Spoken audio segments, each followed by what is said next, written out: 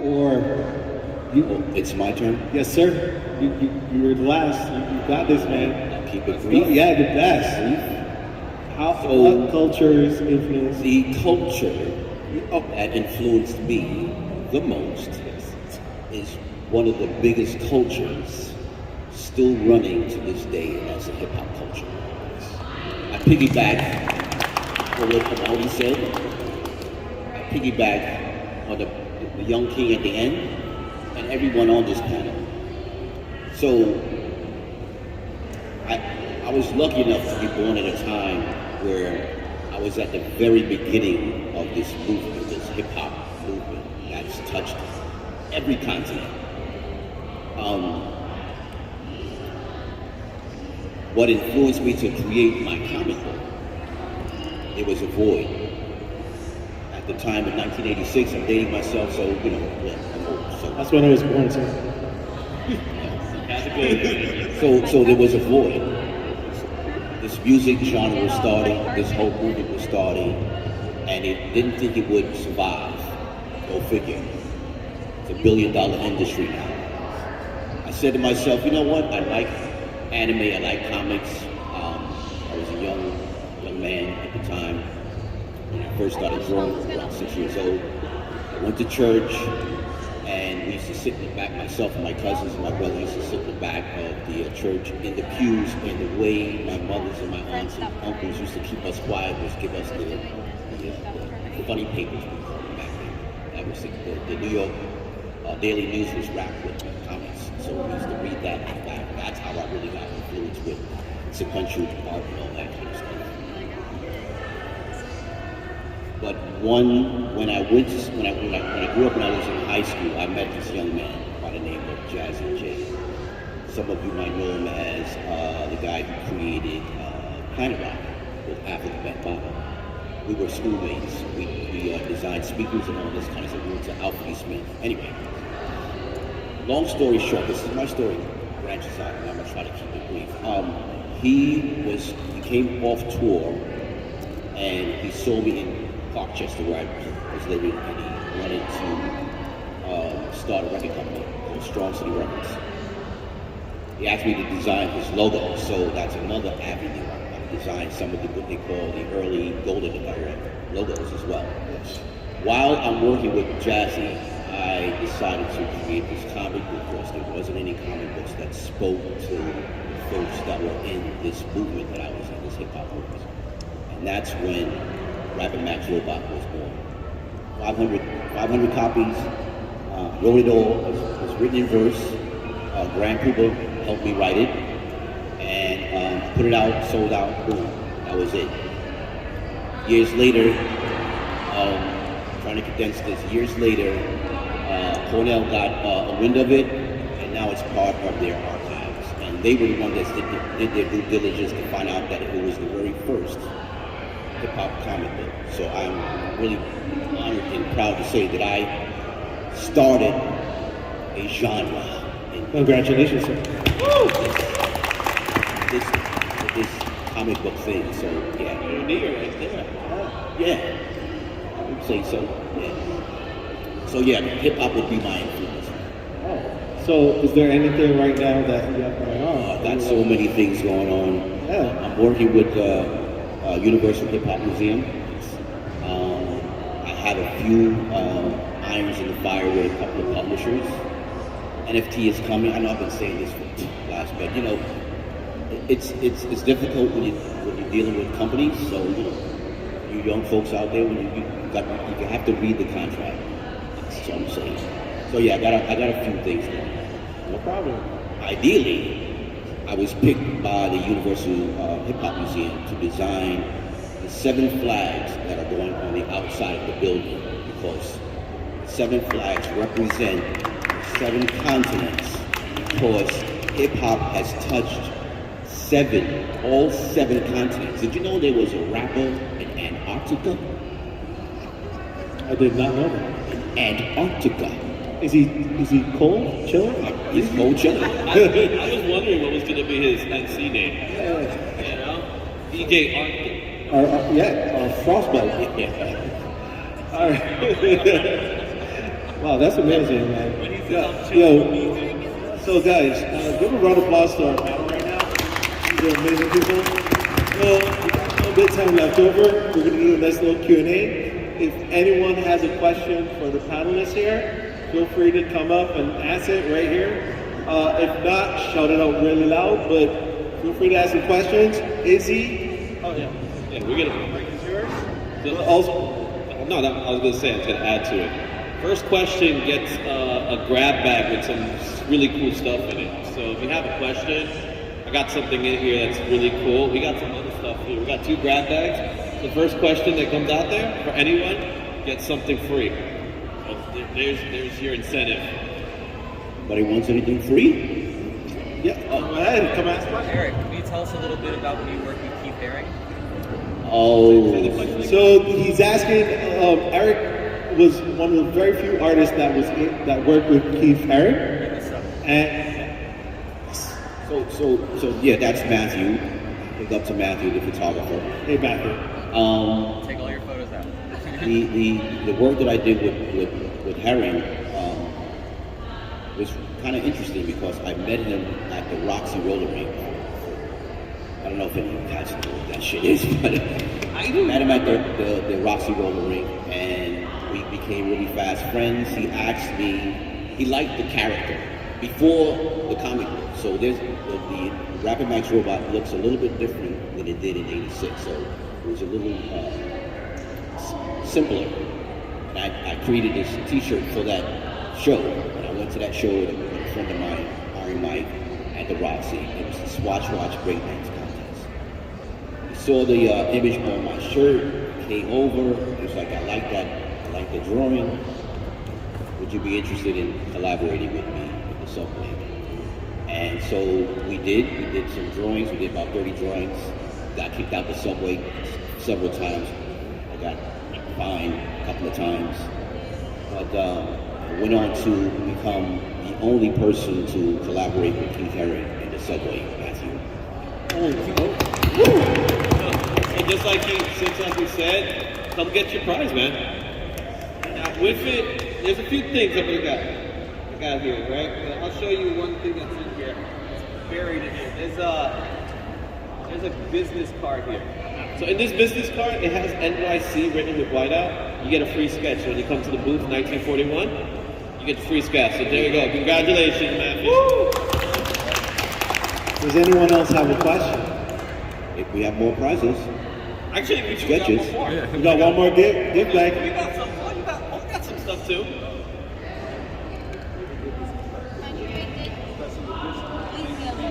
You get to the mic. This special edition of Journey Through the Northern Wind didn't even hit Barnes and Nobles yet. You could get the old edition that was published in 2015 and 2017. But this was published this year, but they're not available in Barnes and Noble. But this is the collectible first print. For the next question, this is the prize. Any takers? We have right here. Yeah.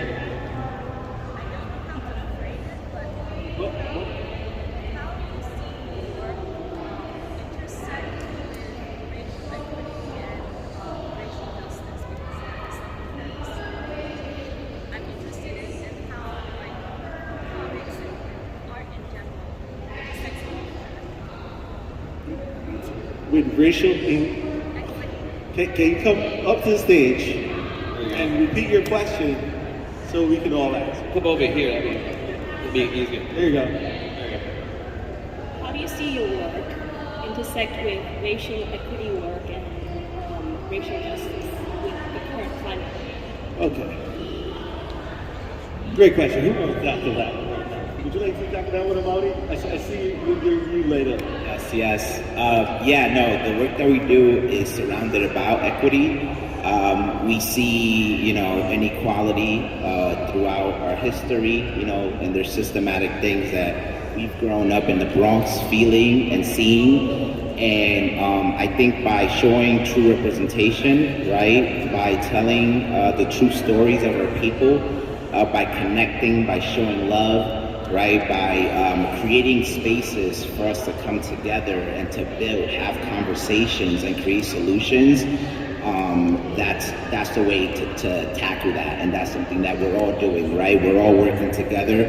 I like to say right now, the Bronx, is kind of going through a renaissance, and we have all the panelists here to thank for that, for coming together and tackling deep issues that we have, especially now more than ever,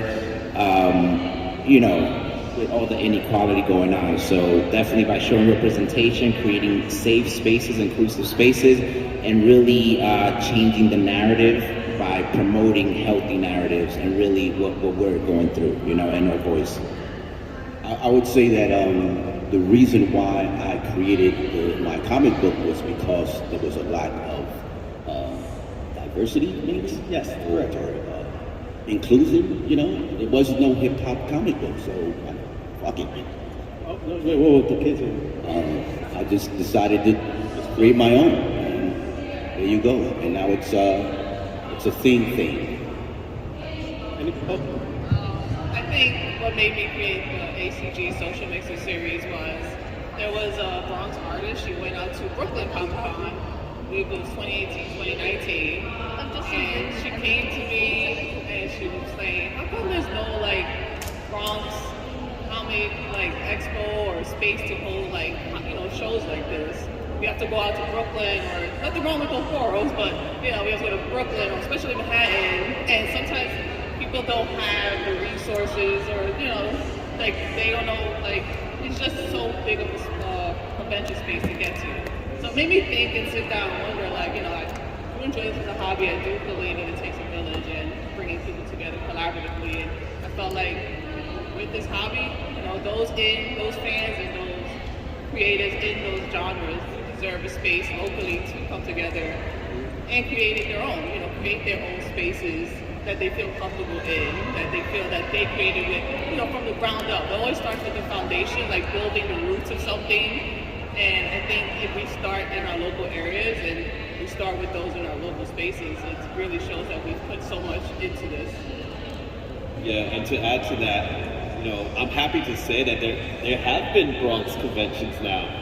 So, we've had a few. There's one coming up in December, Bronx Arctic Show, I think it's called, that we're doing.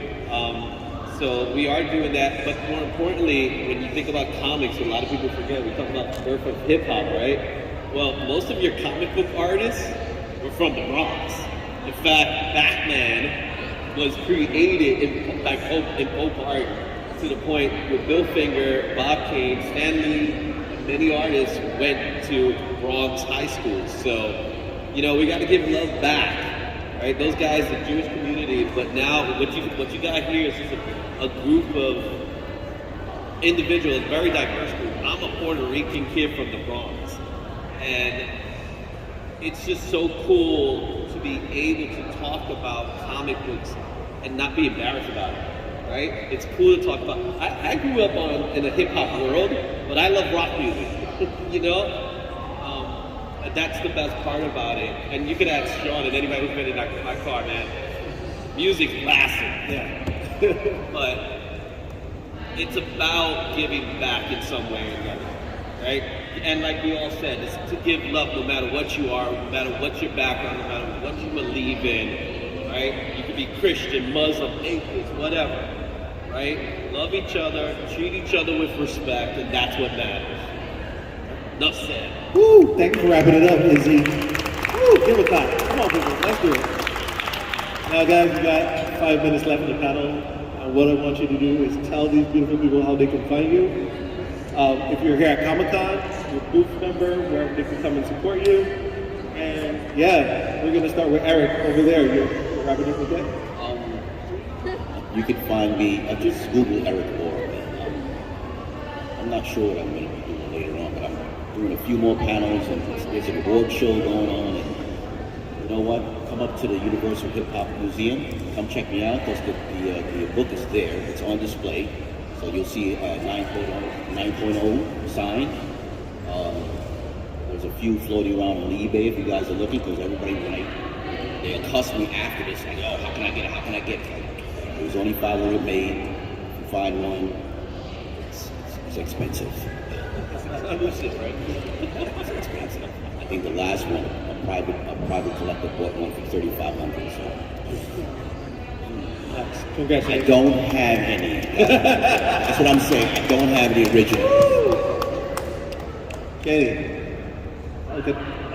You can find me on the Instagram. I'm pretty predominantly on that all the time. So you can find my work on Kenny Wong, Genga Draws, Genga Draws. Yeah. Are you in a booth over here in Comic-Con? I do not have a booth, but I am helping an artist friend down by Artist Alley. Okay. But you can check him out, Yeah. and everybody else. Olivier Capel, Lee Garbez, Joe Posada, and Jerome Pina. Some guy named Joe Posada. Yeah. Just some guys. Thank you. He's famous. Aris, how you doing, brother? Not too bad. Thank you for being a part of this I'm one. glad to where I am. Okay, you're at Comic-Con. That's it. So I'll be okay with somewhere. Okay, we're gonna. Okay, cool, no problem.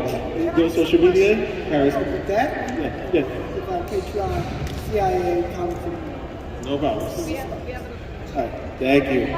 Oh, you have a question? I'm so sorry. We got last minute Last minute question. Go Let's ahead. take it. Well, my daughter. Come up. You gotta come up. Yeah, because it's hard to hear. My daughter's here. She's 15. No, the mic. My daughter's here. She's 15. Yes. Loves to draw. Yes. And what do I do to just keep that flow going? And can I answer as a guy who has 2 girls that are here? Yeah. Okay. And then I'll let you. Yeah. By the way, you're the last question.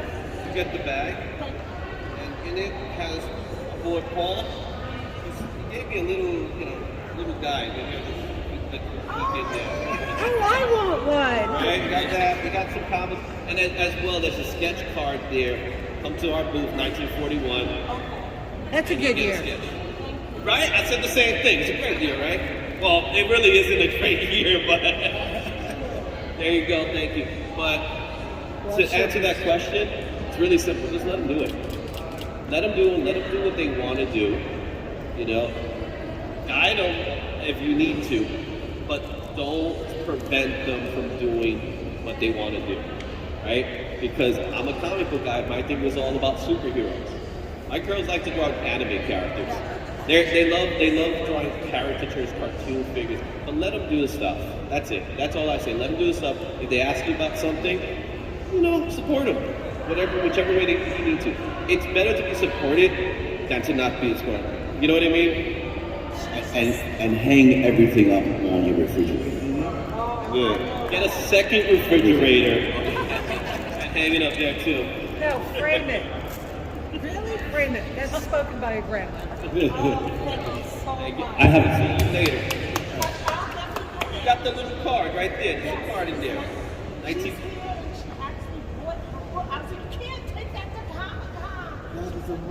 No, you gotta bring her. She had to I bring don't her. know about you guys, I but haven't got it. Taking a book somewhere else. Yeah, next time, make sure she brings her. Everybody. Thank you. She's downstairs. Yeah, she can show it to everybody. Sit. So you can't hear. It's like she wants to see, so it's like going to I had to come here because I came in the hospital now before the mother, and you don't remember that. I only came 2 years, still got the work application. Oh. Still haven't hit. Thank you very much. Woo! Sorry, we would have gotten like a little bit of time left now, so Izzy, tell them quick. IzzyVerse on YouTube. Go check it out. I do giveaways all the time. On all the socials, you're gonna find me on IzzyVerse NYC, Twitter, Instagram, TikTok, all that fun stuff. 1941. Just think about the war movie. That's it. Rosa, go ahead. Tell them social. Alright, so you see right there, you can scan the QR code, come to our booth over here in the community lounge, just Creative One Comics, Tokyo Bronx. You can find us on Instagram, Facebook, Twitter now, YouTube at, Tokyo Bronx A.C.G. Yeah, we're also doing giveaways. Come to our booth. Amaury. Yes, Yes, yes. They can find you, brother. Check us out, all social media platforms at The Bronx Native, Instagram, TikTok, all that good stuff. Come through, we have a flagship store in the South Bronx, 127 Lincoln Avenue. We do a lot of events, weekly events. We have a shelf for local authors, local writers, and we have a studio also on 381 Canal Place with the vibes. So you already, thank you. Richard, how can they find you, brother? So you can find me on rf3rd.com or through IG or Twitter, rf3rd. No booth, but you can find me roaming around the con. So yeah, stop by and say hello. And Paul, before we go, how can they find you and where you're at in the booth? We're located Northern Wind Comics in IzzyVerse, 1941. Like Izzy said, you can reach out to me at northernwindproductions.com, northernwindcomics.com, northernwind95 Instagram, northernwind82 Instagram, northernwind95 Tubler, and northernwind95 Twitter. Appreciate it, brother. And guys, that's the panel. Give everybody a round of applause for being here, especially yourself. Without you, this wouldn't be happening. Thank you very much, and have a great day.